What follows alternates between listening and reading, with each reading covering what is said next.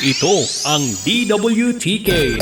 Wow! Smile Radio FM Masbate Breaking News. Breaking News.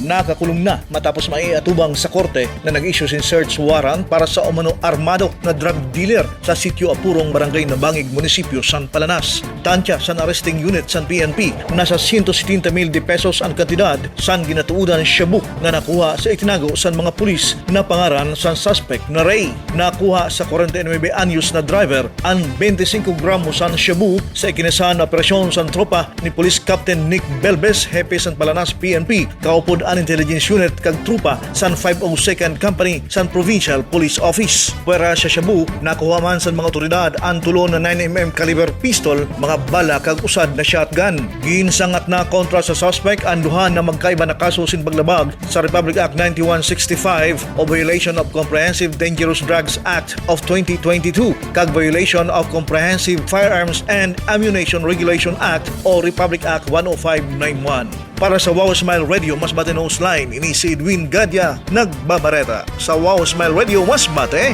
palangga ka. Ito ang DWTK 92.7. Wow! Smile Radio FM Masbate Breaking News. Breaking News.